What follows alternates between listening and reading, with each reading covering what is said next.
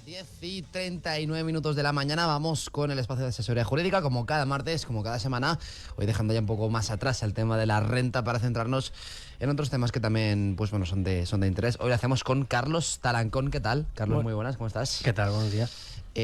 Para hablar de vivienda, de la nueva ley de vivienda hoy, ¿puede ser? Sí, bueno, aunque no ha entrado en vigor, obviamente. Es decir, ya ayer mismo ya me llamó algún que otro cliente preguntando si estaba en vigor, y dije que no. Es decir, lo que se ha anunciado, se ha llegado a un acuerdo de lo que es el proyecto de ley, el borrador, y todavía pues imagino que tendrá que ir a aprobación inicial al Parlamento. Bueno, no, lo van a aprobar por la vía de urgencia y bueno, a partir de ahí supongo que en breve ya podremos ver el texto definitivo publicado en el BOE. Pero todavía la ley de vivienda no está en vigor, lo que sí que bueno, se han anunciado las principales medidas que vendremos a explicarlas ahora. Pues antes de nada vamos a explicar qué es esta nueva ley de vivienda. A ver. Bueno, ¿cuándo entra en vigor, sobre todo? Todavía no hay fecha definitiva. Entiendo que pues al llevarse por la vía de urgencia no creo que tarde menos de un mes. Creo que aproximadamente en 15 días se puede llevar ya lo que ahora, habrá que ver si se presentan alegaciones o no. Es decir, vemos al final cómo queda el texto definitivo, que al final, hasta que se publica en el BOE, pues no está en vigor, ¿no? Lo que sí que es verdad que bueno, tiene unos puntos principales que ya son el objeto de debate de todos los despachos, porque obviamente todas las personas, tanto las personas interesadas en un alquiler o las personas que ahora mismo tienen un contrato de alquiler o las personas o los propietarios que tienen una vivienda suya en alquiler, pues ahora es que esta vivienda al final afectará prácticamente al 100% de las personas, porque bueno, sobre todo regula lo que es el mercado del alquiler de la vivienda, ¿no? Y en especial a Baleares se va a aplicar prácticamente en la totalidad del territorio, ¿no? Esta vivienda lo primero es precisamente lo que declara es que es una zona tensionada, ¿no? Una zona tensionada es aquella zona en la cual el coste medio de la hipoteca o del alquiler más los gastos y suministros básicos superan el 30% de la renta media de los hogares. Es decir, si la renta media de una zona es de 3.000 euros por hogar, es decir, una pareja que ganan 1.500 euros, la suma del precio de la vivienda, ya sea bien la hipoteca o el alquiler, más los gastos de suministro, no podrán superar los 1.000 euros. ¿Vale? Es decir, en el caso de que superen esta media, se declara la zona como tensionada. En el caso de Baleares, yo creo que es prácticamente el 100% de las islas, entonces ya podemos decir que Baleares es una zona tensionada, ¿no? Es decir, esos pueblos de la península que pagan un alquiler de 200, 300 euros, pues no sería zona tensionada, entonces no se les aplican según qué artículos de esta ley de vivienda, ¿no? Es lo primero que hay que distinguir entre lo que es una zona tensionada y lo que es una zona no tensionada. ¿Para qué sirve distinguir qué es una zona tensionada? Pues precisamente por el hecho de que cuando se trata de una zona tensionada se aplican unas medidas que contiene esta ley de vivienda, que básicamente es topar precios, ¿vale? Para que nos vayamos al grano, la administración topa los precios y no se permite, y estas viviendas que se encuentran en zonas tensionadas pues no se regularán por el libre mercado, sino que estarán, digamos, intervenidas, que más bien que intervenidas, que no se permitirá a los propietarios poner el precio de la vivienda que quieran, ¿no? Uno de los requisitos que he dicho, o bien hay otro requisito, bien que el precio de compra o alquiler de la vivienda haya aumentado al menos 3 puntos por encima del IPC en los últimos 5 años anteriores a la declaración del área tensionada. Aquí en Baleares ha aumentado un 45%. Entonces, claro, yo creo que se cumplen los dos requisitos, aunque basta que se cumpla uno, y luego que es el gobierno autonómico el que dice si es el área tensionada o no. Es decir, no basta con que lo diga, sino al final es potestad del gobierno autonómico. Francina Armengol, aquí en Baleares, ya ha dicho que sí, que se declara zona tensionada, pero por ejemplo el gobierno de Isabel Díaz Ayuso ha dicho que no va a aplicar esta ley de vivienda, que no va a declarar la zona tensionada y por lo tanto no se podrá aplicar la ley. Hombre, y que yo sepa, Madrid está igual que nosotros, prácticamente. Bueno, las grandes ciudades son las que están sufriendo este gran problema de los precios de la vivienda y del alquiler, porque obviamente la demanda supera de sobra la oferta de alquiler y la oferta de venta. El problema es que en la península tú te puedes coger un tren y vivir a las afueras, puedes vivir a 1 o 2 horas de... 1 hora o 1 hora y media, pues coger un tren donde las afueras, mientras que en Baleares no. Baleares tenemos el agravante de que es un territorio limitado y que perfectamente puedes trabajar en Palma y vivir en las afueras, que en las afueras también el precio de la vivienda está disparado, ¿no? Claro.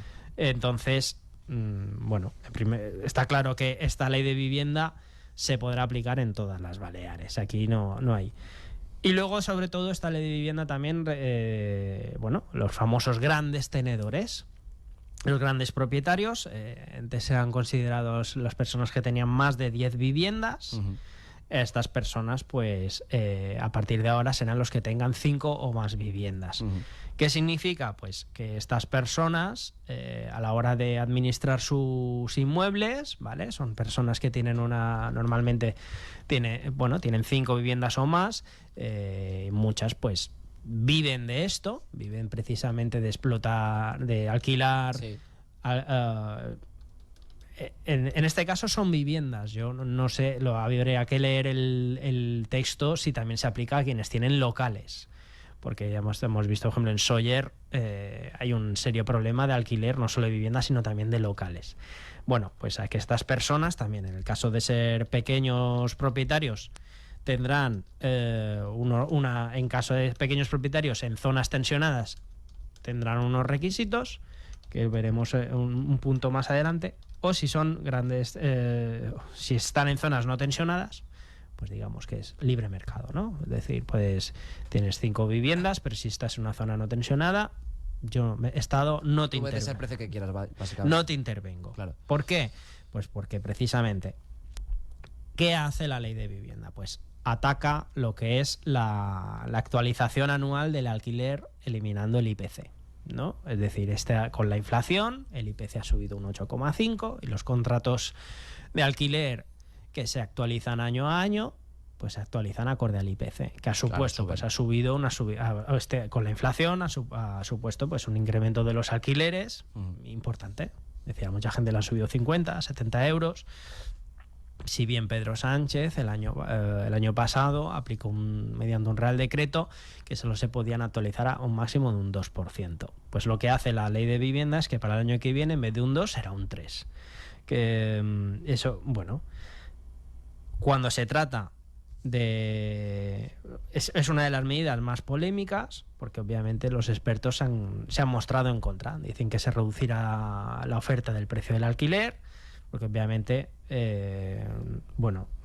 también a muchos tienen hipoteca, las hipotecas a tipo variable pues también se han actualizado, con la subida de los tipos de interés también han subido las hipotecas, y si tú al final tienes un alquiler a 700 euros, lo puedes subir un 3%, que serían aproximadamente 21 euros, y te ha subido la hipoteca a 300, tenemos un problema. Entonces, ¿cómo se regula el precio de los alquileres en zonas tensionadas, ¿vale? Digamos, en Baleares, que es lo que nos afecta. Pues este tope se establecerá dependiendo de la modalidad de contrato y de si el propietario es un pequeño o un propietario. Es decir, si el propietario tiene menos de 5 viviendas, cuando vaya a firmar un nuevo contrato de alquiler, ya no podrá poner el precio que quiera, ¿vale?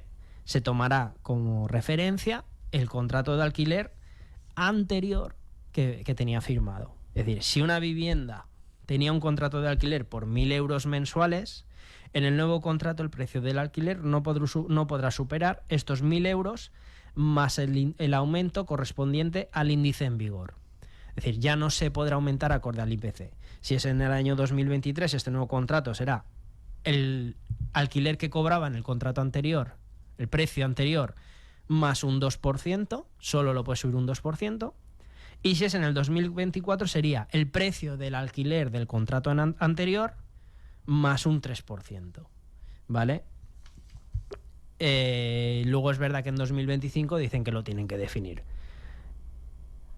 En este caso, para los grandes tenedores, que esto es lo que no se sabe todavía, que es el problema cuando hablamos de leyes que no están en vigor, se aplicará un índice de contención de precios que todavía está por definir. ¿Vale? Pero es para aquellas personas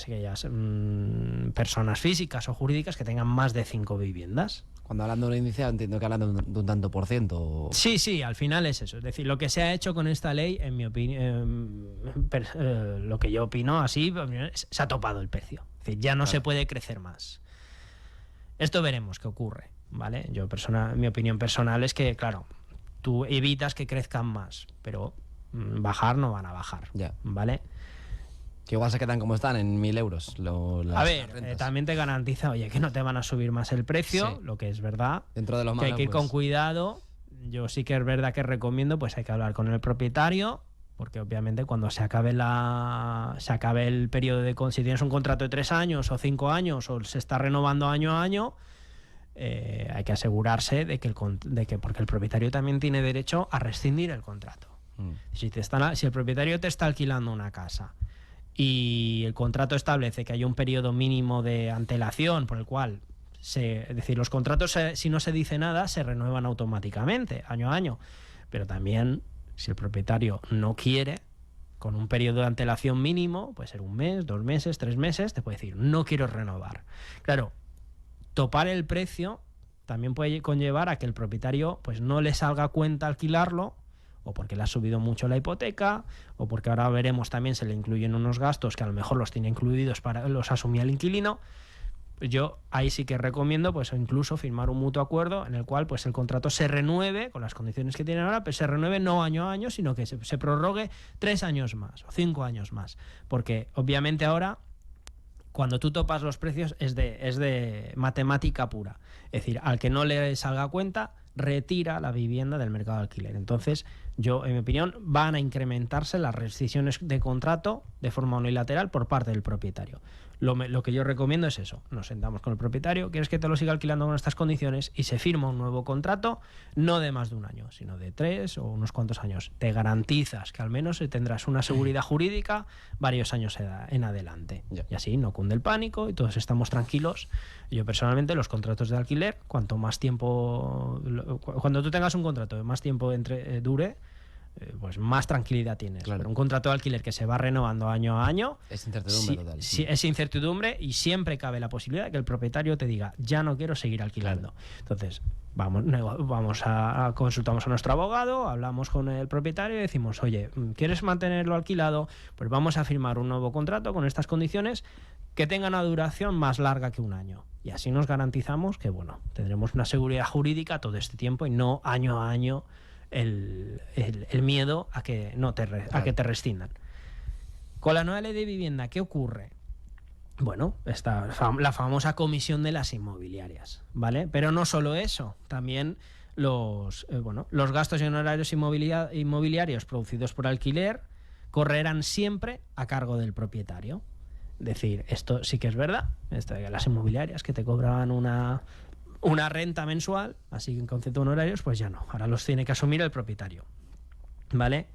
Y se prohíbe aumentar el precio del alquiler con gastos extra, ¿de acuerdo? Es decir, cuando renuevas gastos de alquiler, los gastos de comunidad, los gastos de tasa de basura, los gastos del IBI, todos estos gastos los tiene que asumir el propietario, porque lo que hace la ley de vivienda, la ley de vivienda dice que básicamente dirá que lo que establece la ley de arrendamientos urbanos prima sobre lo que pacten el propietario y el inquilino de mutuo acuerdo en el contrato. ¿Qué significa? Pues que la ley de arrendamientos urbanos establece unas condiciones generales. Dice, por ejemplo, que los contratos de alquiler tienen que tener una duración mínima de 5 años.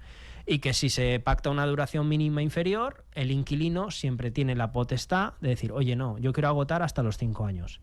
Vale, eso es si no está estipulado en un contrato por escrito de mutuo acuerdo. Lo que dice también es, salvo que se pacte de mutuo acuerdo.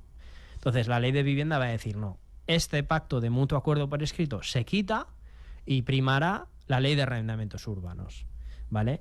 Y la ley de arrendamientos urbanos establece que determinados gastos, como la comunidad, la tasa de basuras, el IBI, una derrama sorpresa, estos los tiene que asumir el propietario, ¿vale? Ya. Y es lo que he dicho, la prohibición de acuerdo entre las partes contrarias a la ley de vivienda.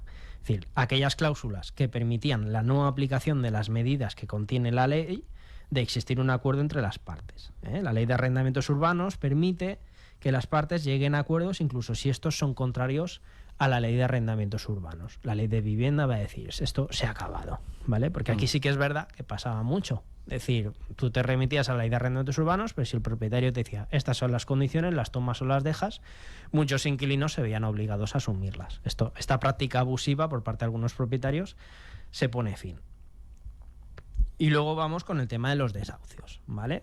Cuando hablamos de desahucios no hablamos de ocupas, ¿vale? Hablamos de inquilinos que no han podido asumir una o dos rentas, ¿vale? O muchas más rentas, pero un procedimiento de desahucio al final es un procedimiento judicial muchas veces porque el inquilino pues no ha podido pagar una o dos rentas, ¿vale?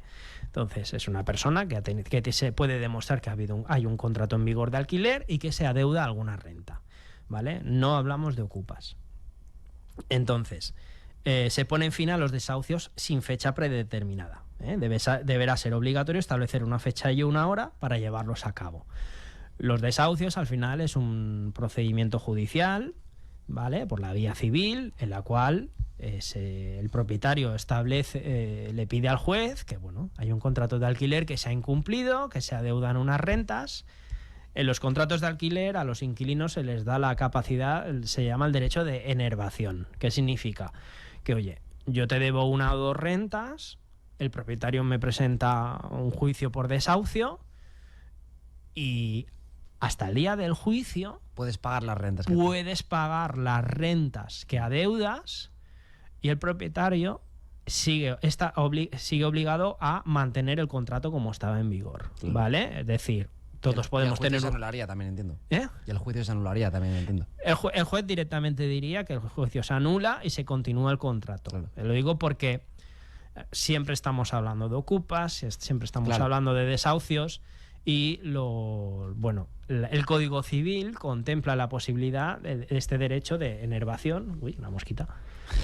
Este derecho de enervación, es decir, si pasamos una mala racha, te han despedido, el COVID que vino, el COVID luego ya estaba otros problemas, pero al final si pasamos una mala racha o la temporada ha ido peor de lo que íbamos y que no llegamos a final de mes y que no podemos pagar unas rentas y el casero nos presenta un desahucio, hablamos de un par de rentas y que de repente encuentras un trabajo y vuelves a pagar la renta, pero oye, que te debo un par de meses. Que la gente no se tiene que preocupar. Tiene este derecho, se llama el derecho de enervación, por el cual el día del juicio, o incluso mucho antes, se presenta un escrito en el juzgado y dice, oye, la demanda por desahucio que me presentaron, pues oye, las rentas que yo debía ya las he pagado. El juez inmediatamente ya cancela y dice que se mantiene el contrato que había firmado ese día porque, oye, las causas que motivaron ese desahucio han desaparecido, que eran esas rentas, ¿vale? Entonces, aparte de esto, la ley de vivienda, digamos que se ha puesto una demanda por desahucio y sigue adelante y se acerca al juicio. Bueno, hay juicio y el juez declara que sí, que se tiene que desahuciar a estos inquilinos porque obviamente no han cumplido el contrato de alquiler, los contratos están para cumplirlos y por lo tanto que se proceda al lanzamiento. Vale, en ese momento entramos en un limbo donde los desahucios al final es privar del derecho a una vivienda, ¿vale? A unas personas, ¿de acuerdo? Eso lo ordena un juez. No lo ordena ni un político, ni la policía, nadie. Es un juez que ejecuta la ley y que dice que a estas personas hay que privarles de su derecho a la vivienda porque hay que permitir que el propietario goce su derecho a la propiedad de su vivienda, ¿de acuerdo? Porque también los propietarios están asumiendo unos gastos en esos momentos, ¿no? Pues asumir los gastos de comunidad, los gastos de el IBI, la tasa de basuras o, sobre todo, una hipoteca, ¿no? Entonces, ¿qué hace la ley de vivienda? Establece que los desahucios tienen que ir con fecha y hora predeterminadas. Antes no. Cuando se dictaba la sentencia, de repente aparece el juez un día decía que se ejecute el desahucio. Y va el oficial del juzgado, normalmente con los abogados de las partes y la policía, y se les saca. Se incluyen nuevas prórrogas en los procedimientos de lanzamiento que aplazarán los procesos pueden aplazar los procesos más de 2 años. En esta sí que es verdad. Entramos en un tema, en mi opinión, delicado, porque si ya los procedimientos de desahucio son largos por la acumulación de trabajo en los juzgados, al final el problema no es que los desahucios son muy lentos, es que los juzgados están colapsadísimos. Pues se incluyen nuevas prórrogas, ¿vale? Aquí sí que las administraciones tendrán que hacer un importante trabajo de intentar mantener el diálogo entre ambas partes y que ninguna salga perdiendo, porque puede incentivar a retirar viviendas del mercado de alquiler, porque en mi opinión aumenta la inseguridad jurídica de los propietarios. Acceso obligatorio a los procedimientos de solución extrajudiciales para las personas vulnerables. Significa pues que seguramente antes de un procedimiento de desahucio en el juzgado sea obligatorio hacer lo que se conoce como un arbitraje, es decir, una reunión entre las dos partes con una persona imparcial a intentar que haya un acuerdo. Si el propietario, si no le han pagado las rentas, pues no hay acuerdo que valga. Bueno, aquí es como que se introducen más. Sí que es verdad que la Unión Europea ha recomendado a España que apueste más por el arbitraje para quitar trabajo a los juzgados. Y las comunidades autónomas podrán articular mecanismos propios de mediación y alternativa habitacional que consideren oportunos.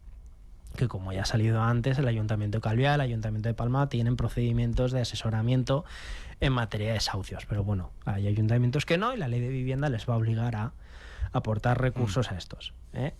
Y se reconoce la capacidad de poder utilizar los fondos de los planes estatales de vivienda a ofrecer alternativas habitacionales para personas en riesgo de desahucio mediante alquileres sociales bonificados, realojamiento de personas en situación de vulnerabilidad o cualquier otra política, ¿eh? Es decir, que podréis tirar de dinero las administraciones de los fondos de los planes estatales de vivienda.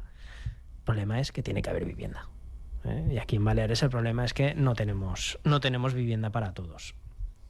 Y luego al final algo que nos está hablando, que en mi opinión sí que es muy bueno a mí, que son los beneficios fiscales para propietarios, ¿de acuerdo? Que esto sí que esto va para los propietarios, y es que los pequeños propietarios que tengan una vivienda en una zona declarada tensionada, es decir, los propietarios de viviendas de Baleares, se les aplicarán incentivos fiscales en el IRPF para poner su vivienda en alquiler y compensar que el incremento del precio de los nuevos contratos de alquiler estén limitados en relación con el contrato de alquiler anterior.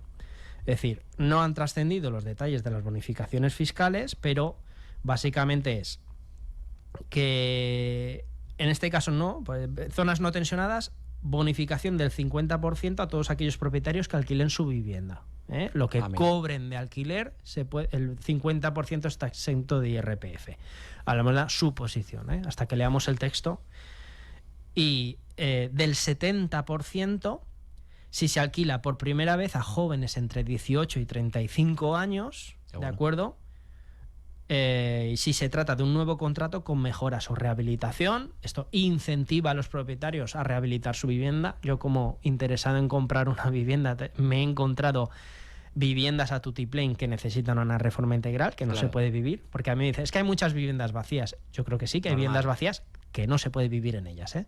Claro. Que no tienen ni cocina ni baño. Y que algunas es normal que estén vacías, claro. Claro, que es normal. Y luego, sobre todo, la importante, la que se aplica aquí en Baleares, si es verdad, en el texto, que es bonificación del 90% si se produce en áreas tensionadas.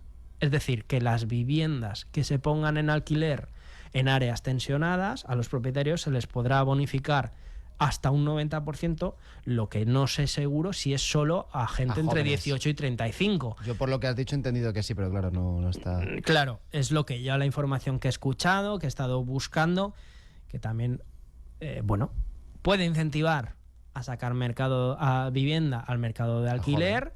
Lo que pasa es que a lo mejor también puede perjudicar a un sector de los demandantes, que son las personas mayores, que a mí, pues por desgracia me afecta porque tengo 37 años. Claro. Pero bueno, yo sí que es verdad que si lo que obtienes de rentas por alquilar una vivienda pues está bonificado hasta un 90%, pues incentivaría al alquiler. Bueno, pues esta ley de la vivienda que tiene estos diferentes puntos, en especial, pues incidiendo en esos puntos. O sea, por resumir, tiene esos principales matices, ¿no? Que se limita el precio del alquiler en zonas tensionadas. Primero de todo se delimita qué zonas son tensionadas. Baleares ya sabemos que se considerará zona tensionada, se limita un poco esos precios a la hora de alquilar, el tema de los desahucios y bueno, veremos esto último que acabas de comentar de la bonificación. Es cierto, eso entiendo que depende de cuando se ponga en vigor la ley, que ahí se detallará todo más, ¿no? ¿O qué? Sí, pero vamos, que una bonificación del 90% de los alquileres entiendo que puede impulsar. Decir, escucha, que ya los alquileres a mí lo único que me preocupa es que no bajen.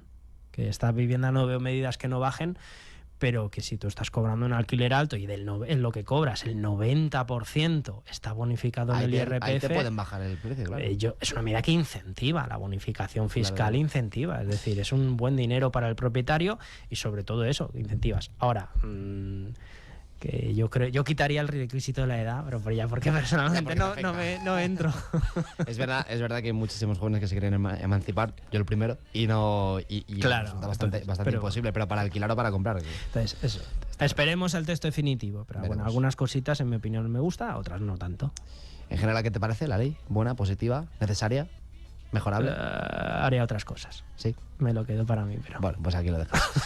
Bueno, pues la nueva ley de vivienda que entra en vigor más o menos en un mesecito, hemos comentado, veremos exactamente qué día. Carlos Taranco, un placer. Gracias. A vosotros. Un abrazo.